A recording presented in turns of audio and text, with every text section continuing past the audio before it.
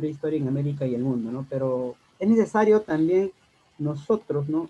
Tomar en cuenta que en torno a este punto hay que tener como referencia algunos aspectos previos, ¿no? Por ejemplo, para hablar de prehistoria tenemos que hablar también del aspecto, digamos, del proceso de la evolución. Y hablar del proceso de la evolución implica cuáles eran las etapas, ¿no?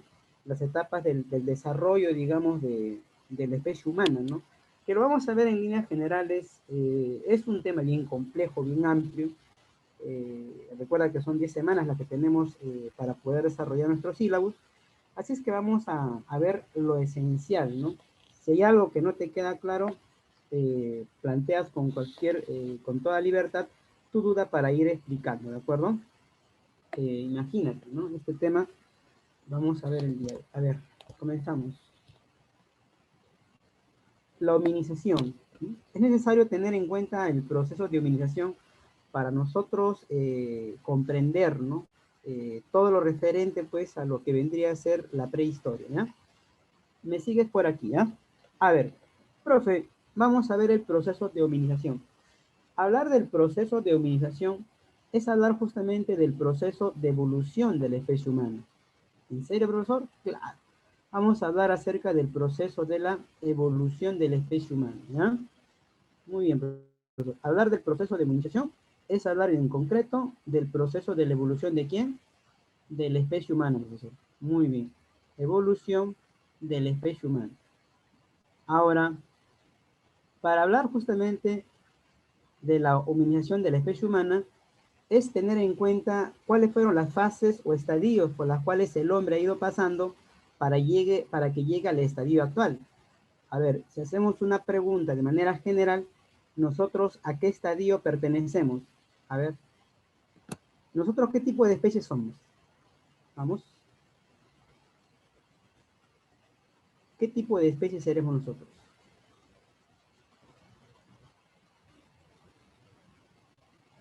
¿Seremos como Neanderthals? ¿Homo sapiens? Tal vez somos Homo erectus, Homo habilis. Pertenecemos a la especie humana, eso es correcto, ¿no?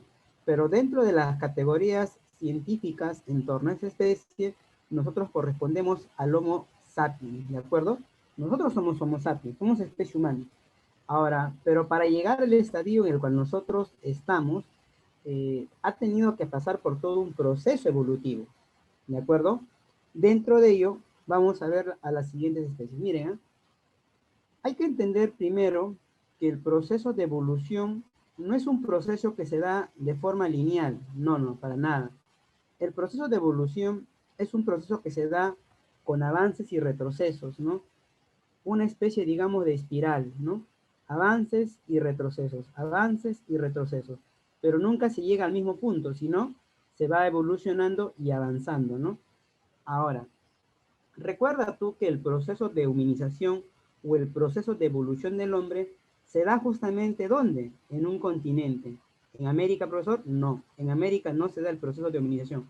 El proceso de humanización se da en el continente africano. Por eso se dice que el continente africano es el continente donde nace la cuna de la humanidad, o donde se da la cuna de la humanidad. ¿Estamos de acuerdo? Bien. Ahora, vamos a ver a cada una de las especies que corresponden a este proceso, ¿no? Bien, partimos por aquí. A ver, profesor, vamos por aquí. Hacemos una especie, digamos, de línea, ¿no? De tiempo, para que nos pueda ayudar, digamos, a entender este gran proceso que implica los procesos de cambio, ¿no? Bien, profesor, una de las primeras especies que aparecen justamente dentro del proceso evolutivo es justamente el Homo habilis. ¿Has oído hablar del Homo habilis? ¿Has oído hablar de esta especie? ¿Del Homo habilis? A ver, a ver. ¿Por qué le decían Homo habilis, profesor? Este Homo habilis se le llama así porque esta especie tiene la característica de poseer un dedito que le permite manipular objetos. ¿Cuál dedito? Este que está aquí, ¿no? Le llaman justamente pulgar oponible porque en cierta medida se pone en la dirección de estos 4 dedos que se encuentran aquí. Estos dedos miran hacia arriba, este dedo mira en sentido contrario y permite justamente que yo pueda manipular objetos, ¿no? Entonces, este Homo habilis es considerada la primera especie humana. Antes de este Homo habilis hay otras especies a los cuales se le llaman homínidos, ¿no? O bueno, se le llama, digamos, claro, se le llaman homínidos, ¿no? Que son semejantes al hombre, pero no es la especie humana, ¿ya? A partir de acá, podemos decir que tenemos a la especie humana, ¿no? Hombre, ¿no? ¿Qué significa su nombre? Hombre hábil, profesor, ¿no? Hombre hábil, ¿no? Ahí está, hombre hábil. Entonces, profesor, por mucho tiempo se dice que nosotros habíamos sido originarios de los primates, profesor. ¿Y eso es cierto? Bueno, en cierta medida sí, pero no es que nosotros descendamos directamente de estos primates, sino que dentro del proceso de la cadena evolutiva, estos primates en su momento, pues, han ido evolucionando en ramificaciones que ha dado, pues, con el desarrollo de este Homo habilis, ¿cierto? Entonces, profesor, para llegar de primate a Homo habilis, ha pasado todo un proceso. Así es, todo un proceso de cambio, todo un proceso de transformación que ha resultado justamente en esta especie de Homo habilis, ¿de acuerdo? Muy bien.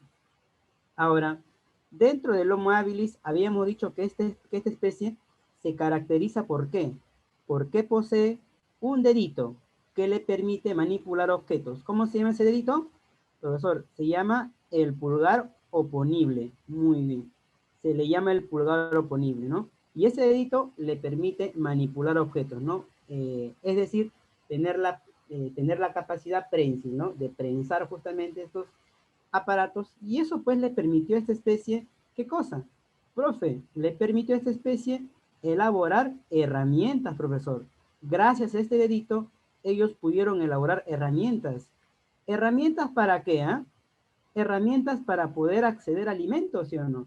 Recuerda que la especie humana no tiene colmillos, ni mucho menos tiene garras para poder desgarrar justamente alguna presa que vaya encontrando. Ah, ya, profesor. Por eso le llamaban Homo habilis, claro, porque tiene una capacidad craneal superior a las demás especies, del cual ha ido evolucionando, que ha resultado justamente en este Homo habilis para elaborar herramientas. ¿De acuerdo? Bien. La otra especie que corresponde, digamos, a este Homo habilis dentro del proceso evolutivo es el famoso Homo erectus, ¿de acuerdo? El Homo erectus. Vamos a ponerlo por aquí. Homo erectus. Profesor, ¿y por qué se le llama Homo erectus?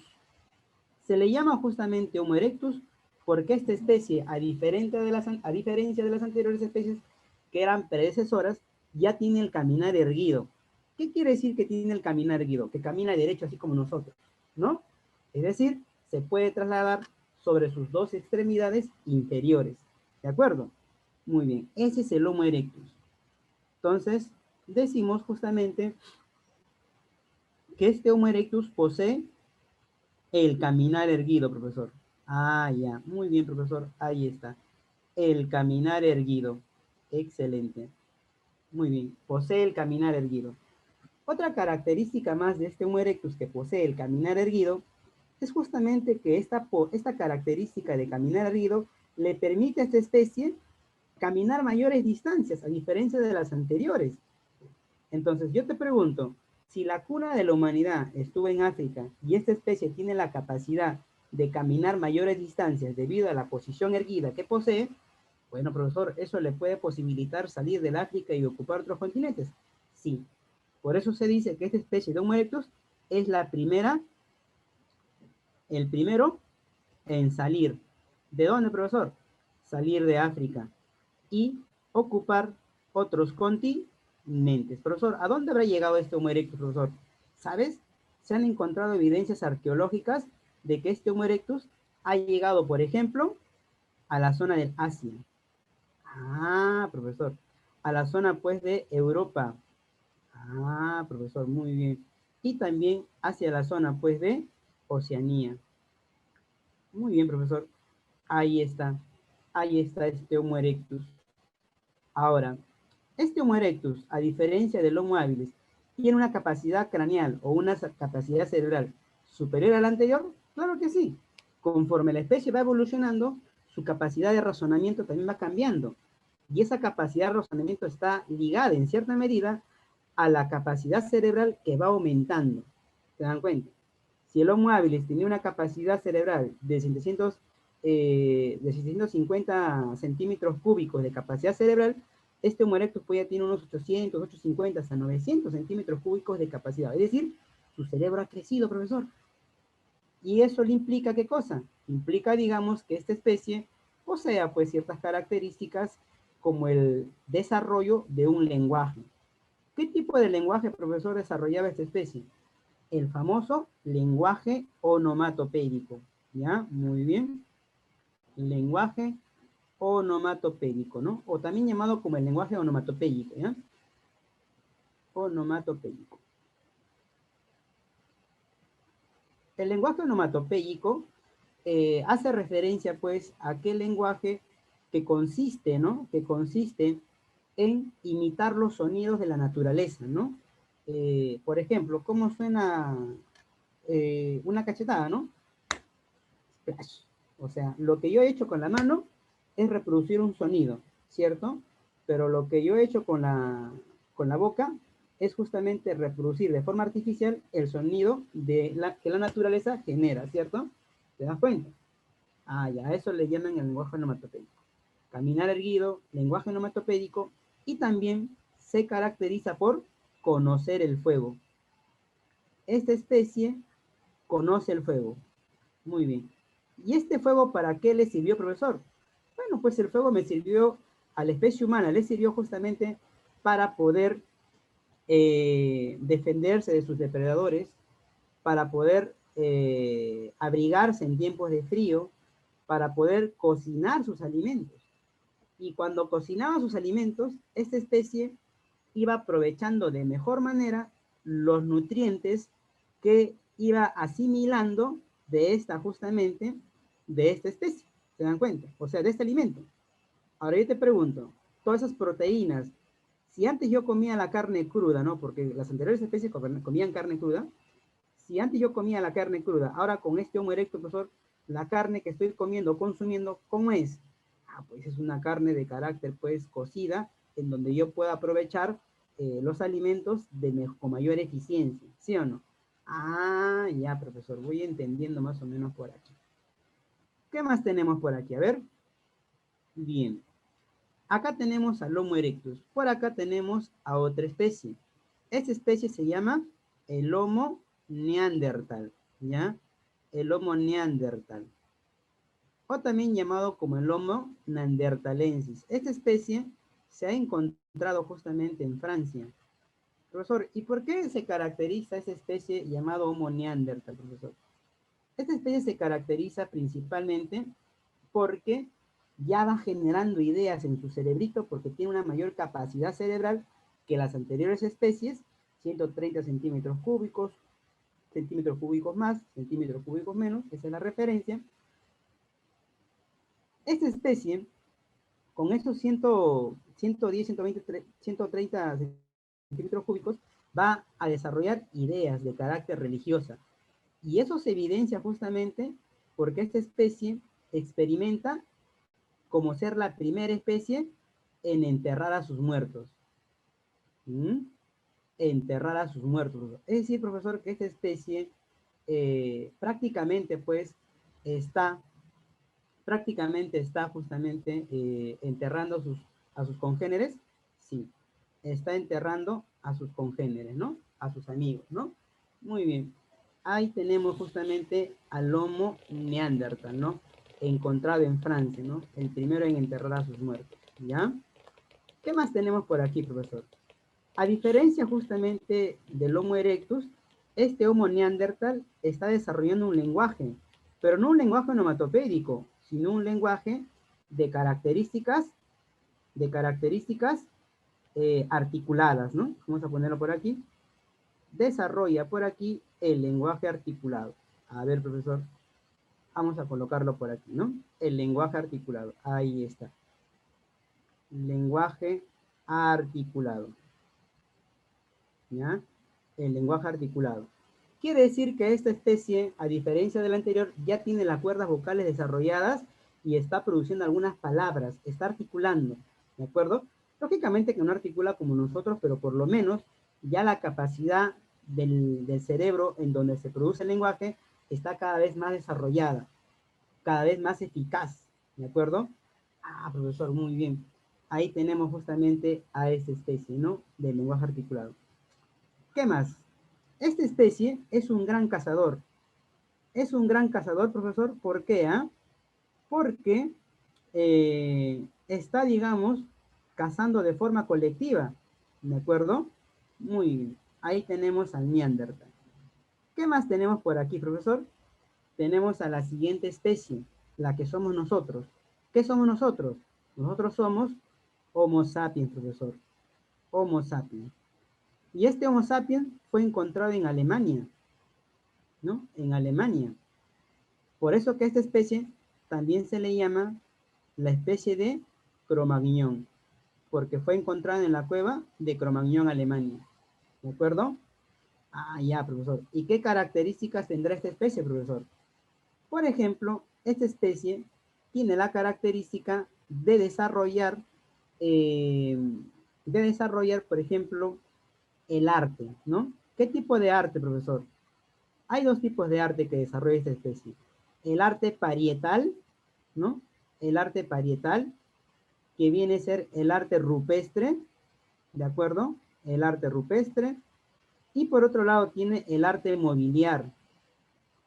Ese arte mobiliar tiene que ver con qué? Con la aparición de muebles, ¿no? La aparición de muebles. Ese es el arte mobiliar, ¿de acuerdo? Profesor, por ejemplo, en algún momento tú habrás visto las pinturas rupestres, ¿cierto? Que son escenificaciones de caza, que se evidencia justamente con esa especie, ¿ya? O tal vez habrás visto, por ejemplo, la elaboración de estatuillas, ¿no?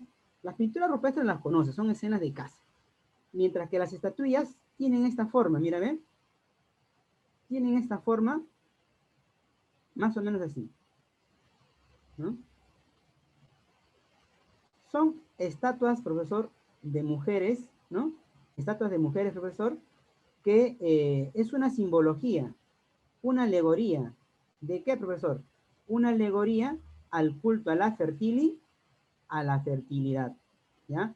Fertilidad. Ah, ya, profesor.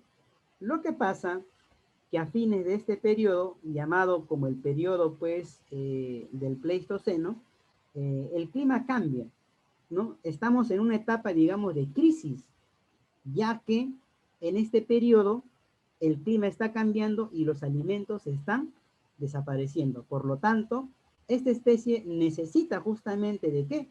Necesita pues de ciertos ritos, ciertas actividades religiosas para poder propiciar la agricultura, ¿no?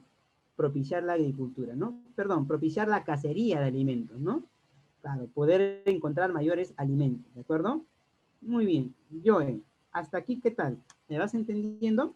¿Tienes alguna duda, alguna pregunta?